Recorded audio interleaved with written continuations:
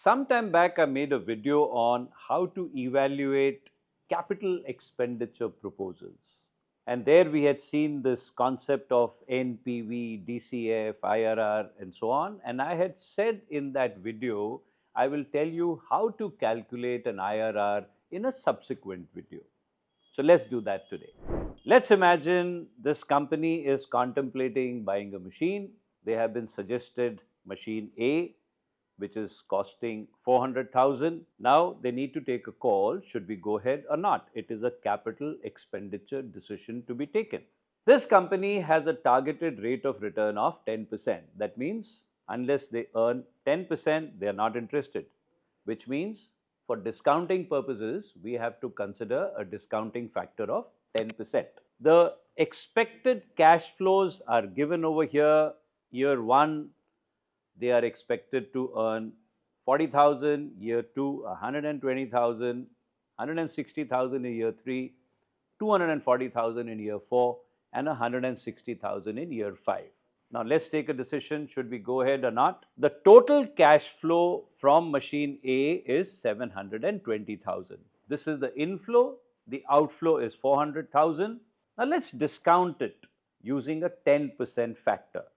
For that, we need a 10% table, which is given over here. So if we discount the cash flow, the present value works out to first year's 40,000 is 36,400. Second year's 120,000 has a present value of 99,600. Third year's 160,000 becomes 120,000. Fourth year's 240,000 is 163,200. And the fifth year's 160,000 has a present value of 99,200. Total works out to 518,400. How much was the total cash inflow? 720,000. What is the discounted cash inflow? 518,400. What is the outflow? 400,000. What is the NPV, net present value? 118,400. Should we go ahead or not? We should. Why? Because our acceptance rule is a project can be accepted if the NPV is a positive number. What does it mean, guys? It means this company said our threshold rate is 10%. We will not go for any project unless we earn minimum 10%. It appears that they are earning higher than 10%. 118,400 more than 10%. But now you want to know, all right, we are earning more than 10%, but how much are we earning? What is the internal rate of return of this project? So let's discount it using 15%. If you apply a 15% rate, this is what the discounting factor looks like, the table looks like. And now the discounted cash flows are as follows. The present value at 15% works out to 448,400. Outflow is 400,000. NPV is still a positive 48,400. That means this project is even earning higher than 15%. So now let's discount it using 20%. At 20%, the revised cash present value of inflows appears to be 388,000, and minus 400,000, your NPV is negative 12,000. Now we know the project is earning greater than 15% but lesser than 20%. So long as the NPV is positive, that means the IRR is higher than the discounting factor used. Where the NPV is negative, that means the internal rate of return is lower than that. The rate at which the NPV is 0 is the internal rate of return of the project. So one method can be, instead of jumping from 10 to 15, 15 to 20, let's go gradually. Let's try with 16, 17, 18. Sooner or later, you will arrive at a percentage where the present value of inflow and outflow will be the same.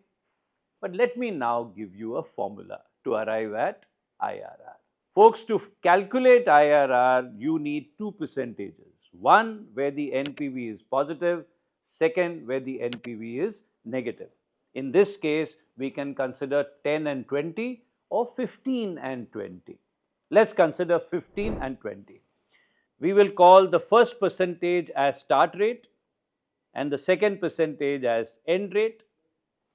What is the characteristic of a start rate? The NPV is positive. There is a surplus. What happens at end rate? You have a deficit. Once you have this, you have all the ingredients to work out the IRR. So I would suggest you want to calculate the IRR of a project, do the cash flow projections, then use a very small number for discounting factor so that you are bound to get a surplus. Then use an absurdly high number so that you get a deficit. Now you have the ingredients for IRR. Now I will give you a very simple formula. IRR is equal to start rate plus surplus divided by surplus plus deficit. Please note, deficit is a minus figure, but you got to add it. I want to see the range from here to there. So surplus plus deficit multiplied by the difference between start rate and end rate. What was our start rate? 15%. How much was the surplus at 15%? 48,400. Divided by surplus of 48,400 plus deficit of 12,000 multiplied by the difference between start and end rate. Start rate is 15, end rate is 20, difference is 5. And now you find out that this project's internal rate of return is 19%. We already had an idea it is closer to 20 rather than 15 because the surplus at 15% was 48,000 and the deficit as 20 was 12. So we knew it's closer to 20. This calculation tells us the internal rate of return of this project is 19%.